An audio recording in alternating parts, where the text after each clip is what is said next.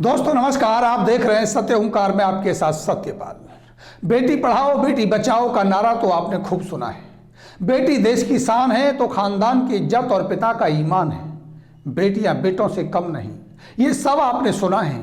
देश के प्रधानमंत्री हों या देश की सरकार, बेटी के सम्मान में कोई कसर छोड़ना नहीं चाहता। लेकिन क्या कहें, ये जुमला है या वास्तविक सत्य? इसे जानने और समझने के लिए पिछले 48 घंटों से चल रही इस खबर को देखिए कि भारत की कुश्ती महासंघ के अध्यक्ष, 4 बार के भाजपा सांसद, उत्तर प्रदेश के डॉन बाहुबली ब्रजभूषण शरण सिंह पर कुश्ती महिला खिलाड़ियों ने शोषण के गंभीर आरोप लगाए हैं। आरोप भी एक दो ने लगाए हों ऐसा नहीं है, या कोई आम साधारण लड़की ने लगाए हों ऐसा भी नहीं है। आरोप लगाए हैं देश की उन बेटियों ने जिन्होंने देश का मान बढ़ाया, जिन्होंने तिरंगे का सम्मान बढ़ाया, देश को बड़े बड़े मेडल दिए। और ना केवल आरोप लगाए हैं बल्कि न्याय की मांग को लेकर प्रधानमंत्री के घर के ही पास जंतर मंतर पर धरना दे रही हैं। आपको बता दें कि धरने में बजरंग पुनिया, साक्षी मलिक, विनेश फोगाट, सरिता मोर और सुमित मलिक जैसे देश के सम्मानित खिलाड़ी वहां मौजूद हैं। लेकिन सरकार के कानों तक आवाज नहीं जा रही है। ब्रजभूषण शरण सिंह ने पद छोड़ने से इनकार कर दिया है। इस सारे मामले के बाद कई सवाल खड़े हो जाते हैं। सबसे पहला सवाल कि जिसकी सरकार उसका कानून, जिसकी ताकत उसका कानून। कानून उसके लिए काम करता है जिसकी बाहों में बल होता है, जिसके पास धन होता है। और ये बात साबित होती है इस पूरी की पूरी कहानी को समझने से। ये कहना ही कि कानून सबके लिए बराबर है ऐसा नहीं है। जिस प्रकार बाहुबली ब्रजभूषण सिंह पर आरोप लगे हैं, किसी और पर लगे होते तो पुलिस उसको अब तक सलाखों के पीछे डाल चुकी होती। दूसरा सबसे बड़ा सवाल कि क्या वाकई भाजपा जुमलों की पार्टी है, जो कहती है वो करती नहीं? बेटी बचाओ, या फिर जो मोदी जी ने जवान फिसलने के कारण बोल दिया था कि बेटी पटाओ वही सही था? देश की बेटियों के साथ यौन शोषण, वो भी खिलाड़ियों के साथ।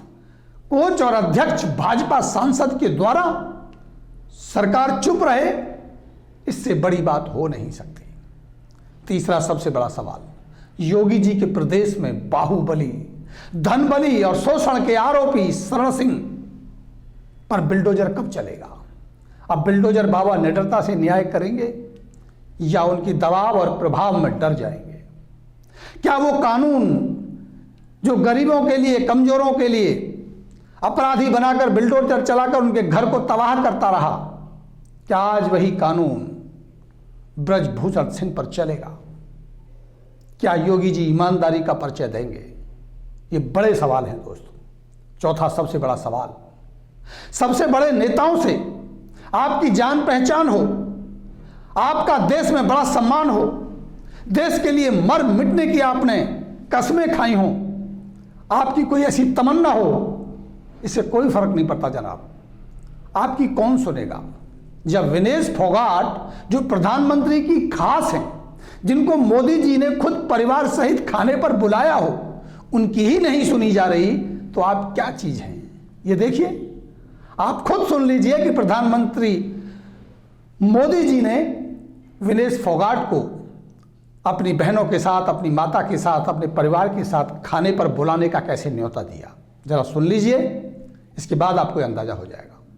अपने आप पर गुस्सा क्यों करती है?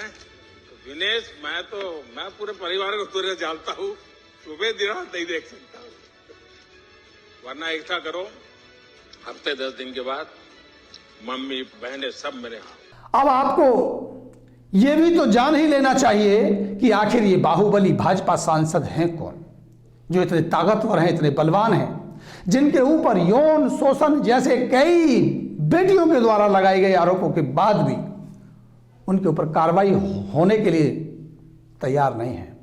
किसी पुलिस वाले की हिम्मत नहीं है कि उनके घर जाके उन्हें अरेस्ट करने की सोच सके। अरेस्ट तो अरेस्ट, उनकी शिकायत को भी ले सके। देश की बड़े खिलाड़ी, देश का सम्मान, देश की बेटियां जंतर मंतर पर बैठ के उनके खिलाफ शोषण के आरोपों पर आवाज दे रही हैं, बयान दे रही हैं। और जैसा कि फोगाट ने कहा भी है कि हमारे पास सबूत भी हैं, यौन शोषण हुआ है और वो भी अध्यक्ष के द्वारा हुआ है। लेकिन किसकी हिम्मत है जो इस बाहुबली के खिलाफ कोई शिकायत दर्ज करेगा? तो जानने की कोशिश करेंगे कि यौन शोषण के आरोपों के बाद भी अकड़ और बेशरहमी से लवरेज मीडिया का सामना कर रहे हैं ब्रजभूषण सिंह की गिनती दबंग नेताओं में होती है। वे उत्तर प्रदेश के गोंडा के रहने वाले हैं और केसरगंज लोकसभा निर्वाचन क्षेत्र से भारतीय जनता पार्टी के सांसद हैं। छात्र जीवन से ही राजनीतिक तौर पर बेहद सक्रिय रहे ब्रजभूषण शरण सिंह का युवा जीवन अयोध्या के अखाड़ों में गुजरा। पहलवान के तौर पर वे खुद को शक्तिशाली कहते हैं। कॉलेज के दौर में ही वे छात्र संघ के अध्यक्ष चुने गए और यहां से शुरू हुआ उनका सक्रिय राजनीतिक जीवन। 1991 में पहली बार लोकसभा के लिए चुने जाने वाले ब्रजभूषण सिंह 1999, 2004, 2009 और 2014 और उसके बाद 2019 में भी लोकसभा के लिए चुने गए। यानी यूं कहा जाए कि कुल मिलाकर 6 बार लगातार लोकसभा के लिए चुने जा चुके हैं ब्रजभूषण सिंह। ब्रजभूषण सिंह 2011 से ही कुश्ती महासंघ के अध्यक्ष रहे। 2019 में भी वे कुश्ती महासंघ के तीसरी बार अध्यक्ष चुने गए थे। 1988 में वे बीजेपी से जुड़े और फिर पहली बार 1991 में रिकॉर्ड मतों से सांसद बने। भारतीय जनता पार्टी के साथ मतभेद के चलते उन्होंने पार्टी छोड़ दी थी और 2009 के लोकसभा चुनाव में वे सपा के टिकट पर केसरगंज से जीते। इसके बाद वे एक बार फिर 2014 के लोकसभा चुनाव से पहले बीजेपी में शामिल हो गए। बाद के वर्षों में ब्रजभूषण शरण सिंह का प्रभुत्व गोंडा के साथ साथ बलरामपुर, अयोध्या और आसपास के जिलों में बढ़ता गया और वे 1999 के बाद से अब तक एक भी चुनाव नहीं हारे हैं। ब्रजभूषण शरण सिंह के बेटे प्रतीक भूषण भी राजनीति में हैं। प्रतीक गोंडा से बीजेपी विधायक हैं। बीजेपी से जुड़ने के बाद ब्रजभूषण शरण सिंह ने अपनी छवि एक हिंदुत्ववादी नेता के तौर पर बनाई और अयोध्या के बाबरी मस्जिद ढांचे को गिराने के अभियुक्त भी रहे। हिंदुत्व राजनीति के मुखर समर्थक रहे। ब्रजभूषण सिंह का नाम बीजेपी के कद्दावर नेता लाल कृष्ण आडवाणी के साथ उन 40 अभियुक्तों में शामिल था जिन्हें 1992 में अयोध्या में बाबरी मस्जिद के ढांचे को गिराने का जिम्मेदार माना गया था। हालांकि सितंबर 2020 में कोर्ट ने उन्हें सभी आरोपों से बरी कर दिया। गोंडा के स्थानीय लोग बताते हैं कि ब्रजभूषण सिंह सक्रिय राजनीति में उतरने के पहले कुश्ती प्रतियोगिता आयोजित कराया करते थे। इन्हें महंगी एसयूवी गाड़ियों का बेहद शौक है और सूबे की राजधानी लखनऊ के लक्ष्मणपुरी इलाके में इनका एक आलीशान बंगला है जिसमें इनकी चमचमाती गाड़ियों को खड़ी करने के लिए जगह कम पड़ जाया करती है। हालांकि अतीत में उन पर हत्या, आगजनी और तोड़फोड़ करने के भी आरोप लग चुके हैं। पिछले दिनों झारखंड के अंडर 19 नेशनल कुश्ती चैंपियनशिप के दौरान एक रेसलर को उन्होंने मंच पर ही थप्पड़ जड़ दिया था। वो चैंपियन 15 साल से कम उम्र वालों के लिए थी और जिस खिलाड़ी को उन्होंने थप्पड़ मारा था उनकी उम्र कुछ अधिक थी। इसलिए आयोजकों ने उन्हें प्रतियोगिता में शामिल होने की अनुमति नहीं दी। इसके बाद वे इसकी शिकायत लेकर मंच पर चले गए। तब उनकी भारतीय कुश्ती संघ के अध्यक्ष ब्रजभूषण शरण सिंह से कुछ बहस हुई और इसके बाद सांसद ने उन्हें मंच पर ही थप्पड़ जड़ दिया। ब्रजभूषण सिंह खुद मानते हैं कि उन्होंने मर्डर किया है।